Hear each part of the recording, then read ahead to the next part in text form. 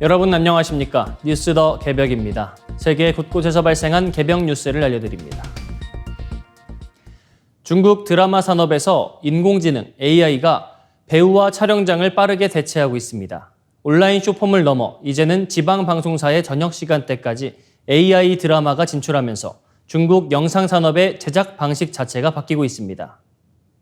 중국 넷캐스팅 서비스 협회에 따르면 올해 1분기 새로 등록된 쇼폼 드라마 12만 8천 편 가운데 AI 제작 작품은 12만 2천 편으로 95%를 넘어섰습니다. 중국에서 미단극으로 불리는 쇼폼 드라마는 회당 1분에서 3분 정도의 짧은 영상으로 보통 60회에서 100회가량 이어지는 형태입니다. AI 드라마가 급증한 가장 큰 이유는 제작비입니다. 60부작 실사 드라마 제작에는 약 1억 원 이상이 들지만 AI를 활용하면 약 4천만 원 이하로 제작할 수 있습니다. 컴퓨터 한 대와 5명에서 6명의 인력만으로 하루 4편에서 5편을 만들어내는 사례까지 등장했습니다. 실제로 지난 6월 중국 인기 플랫폼 훈거의 인기 작품 10위 안에 AI 드라마가 6편이나 포함됐고 1위를 차지한 작품도 나왔습니다. 그러나 값싸고 빠른 제작 방식은 기존 드라마 산업을 흔들고 있습니다. 동방의 할리우드로 불리는 저장성 헝덴 월드 스튜디오의 올해 상반기 촬영팀은 지난해보다 약 25% 줄었고 스튜디오 공실률은 80%에 육박했습니다. 배우와 엑스트라의 일자리 감소 우려도 커지고 있습니다. AI가 한국 드라마를 집중적으로 학습하면서 중국 AI 드라마 속 남자 주인공들이 한국 배우를 닮아가는 현상도 나타나고 있습니다. 중국의 한 AI 감독은 훈련 데이터에서 한국 영화와 드라마의 비중이 높아지면서 생성된 인물들이 자연스럽게 한국적인 외모를 갖게 됐다고 설명했습니다. 저작권과 초상권 문제도 확산되고 있습니다. 중국 배우 위수 씨는 자신의 얼굴과 목소리를 AI로 도용한 작품에 법적 대응을 예고했습니다. 반면 배우 치웨이는 자신의 AI 아바타 사용을 공식 허용하며 새로운 수익 모델을 시도했습니다. AI 드라마는 이제 인터넷을 넘어 TV 방송에도 등장했습니다. 안우이 위성방송은 지난달부터 중국 지방방송사 최초의 완전 AI 제작 드라마인 20부작 사극 도화 담기를 저녁 시간대에 방영하고 있습니다. 제작비 부담에 시달려온 지방방송사에는 값비싼 인기 드라마를 대신할 새로운 선택지가 등장한 셈입니다. 다만 시청자들 사이에서는 등장인물 얼굴이 모두 비슷하다, 한눈에 AI 영상임을 알 수 있다는 반응도 나오고 있습니다.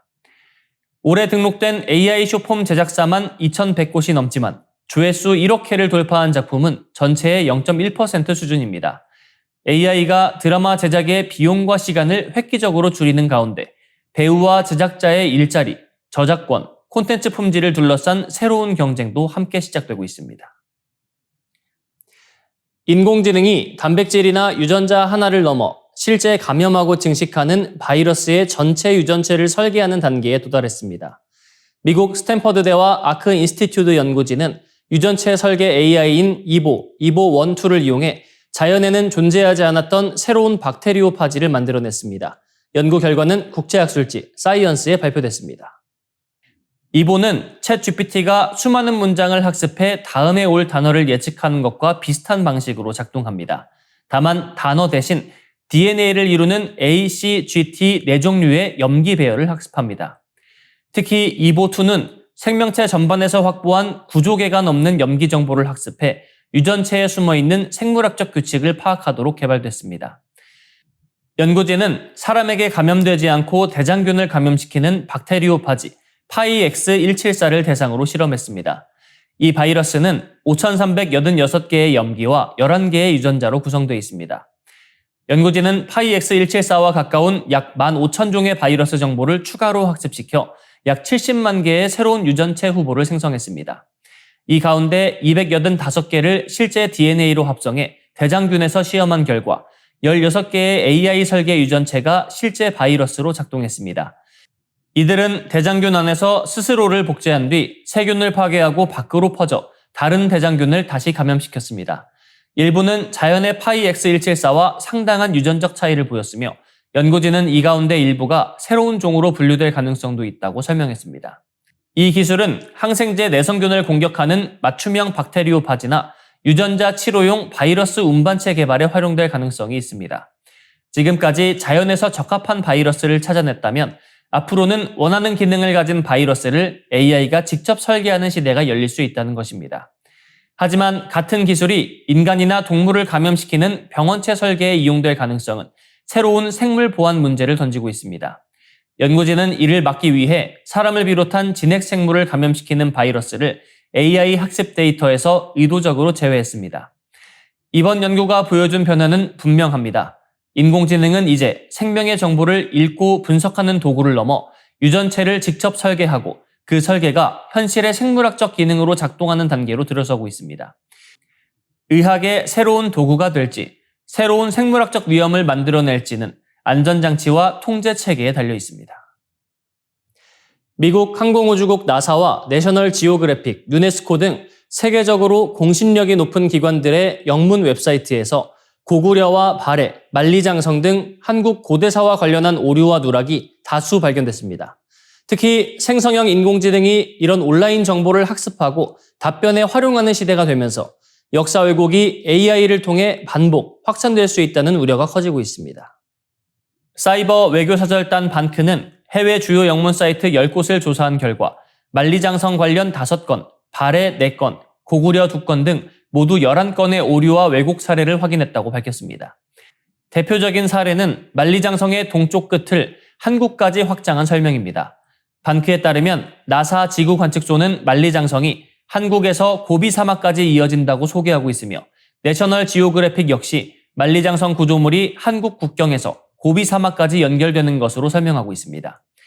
반크는 이 같은 표현이 중국이 고구려 성곽인 박작성을 이른바 호산산성으로 재구성해 만리장성의 동쪽 기점으로 홍보해온 주장과 연결될 수 있다고 지적했습니다. 중국은 지난 2012년 만리장성의 전체 길이를 다시 발표하면서 동쪽 범위를 크게 확대했습니다. 고구려와 발해에 대한 서술에서도 문제점이 발견됐습니다. 유네스코 세계유산센터는 고구려의 활동 영역을 중국 북부라고 표현하고 있으며 고구려 건국 연도도 기원전 277년과 기원전 37년으로 서로 다르게 표기된 사례가 확인됐습니다. 미국 메트로폴리탄 미술관은 고구려와 발해의 주요 활동 무대를 한반도로 한정해 설명하고 있습니다.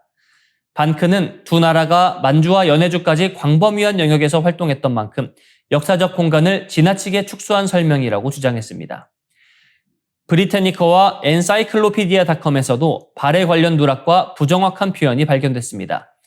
일부 설명만 접할 경우 통일신라 이후 신라가 한반도 전체를 지배했던 것으로 오인할 가능성이 있다는 것입니다. 문제는 이러한 정보가 단순한 웹사이트 오류에서 끝나지 않는다는 점입니다. 나사나 유네스코처럼 높은 신뢰도를 가진 기관의 자료는 검색 엔진은 물론 생성형 AI가 답변을 만드는 과정에서도 중요 자료로 활용될 가능성이 높습니다. 잘못된 역사 정보가 디지털 공간에서 반복될 경우 AI가 이를 다시 정답처럼 제시하는 악순환이 만들어질 수 있습니다. 반크는 해당 기관들의 오류 수정을 요구하는 서한을 보내는 한편 생성형 AI에서 한국사 왜곡이 재생산되는지도 지속적으로 점검할 계획입니다. AI 시대의 역사 문제는 이제 교과서와 지도만의 문제가 아니라 세계 디지털 지식 체계에서 어떤 정보가 표준으로 자리 잡느냐의 문제로 확대되고 있습니다. 어린 시절의 학대, 방임, 가정폭력 같은 심각한 스트레스가 왜 수십 년이 지나도 성인의 정신건강에 영향을 미치는지 그 생물학적 단서를 보여주는 연구가 나왔습니다. 어린 시절 겪은 심한 스트레스가 단순한 기억을 넘어 뇌세포의 유전자 작동 방식 자체를 바꿔 성인이 된 뒤에도 스트레스에 취약하게 만들 수 있다는 연구 결과입니다. 연구진이 주목한 곳은 뇌의 복측 피계 영역, VTA입니다. 이곳의 도파민 신경세포는 보상과 동기, 스트레스 반응에 중요한 역할을 합니다. 연구팀은 생후 10일부터 17일까지 스트레스를 경험한 생쥐를 성체까지 키운 뒤 뇌를 분석했습니다. 그 결과 어린 시절 스트레스를 받은 생쥐의 도파민 신경세포에서는 DNA를 느슨하게 풀어 유전자가 쉽게 활성화되도록 만드는 H3K4 ME1이라는 히스톤 표지가 증가했습니다. 이 표지를 만드는 효소인 SETD7 역시 크게 늘어났습니다. 이는 DNA 염기 서열 자체가 바뀐 것은 아닙니다. DNA가 얼마나 단단하게 감겨 있는지가 변한 것입니다. 연구진은 이를 장난감 스프링인 슬링키에 비유했습니다. 스프링이 단단히 감겨 있으면 유전자에 접근하기 어렵지만 느슨하게 펼쳐져 있으면 유전자가 훨씬 쉽게 작동할 수 있다는 설명입니다. 더 주목되는 것은 인과관계입니다. 연구진이 어린 시절 스트레스를 전혀 받지 않은 생쥐의 뇌에서 SETD7만 인위적으로 늘리자 성체가 된 뒤 스트레스 관련 유전자들이 과도하게 활성화됐고 도파민 신경세포가 쉽게 흥분하면서 불안 행동도 증가했습니다. 반대로 어린 시절 스트레스를 받은 생쥐에서 SETD7의 작용을 억제하자 신경세포의 과도한 흥분이 줄고 사회성 감소와 탐색 행동 저하 같은 스트레스 취약 행동도 완화됐습니다.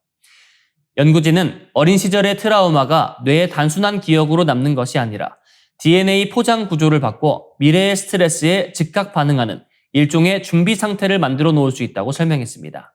다만 이번 연구는 생쥐를 대상으로 한 기초 연구인 만큼 사람에게도 동일한 기전이 작동하는지는 추가 검증이 필요합니다. SETD7을 조절하는 방식이 실제 우울증이나 불안장애의 치료와 예방으로 이어질 수 있는지도 앞으로의 연구 과제입니다. 연구진은 이번 발견이 어린 시절의 적절한 돌봄과 치료, 사회적 지원이 단순한 심리적 위로를 넘어 뇌의 후성 유전체를 보호하고 장기적인 정신 건강에도 영향을 미칠 가능성을 보여준다고 강조했습니다. 이상으로 뉴스 더 개병 마치겠습니다. 시청해주셔서 고맙습니다.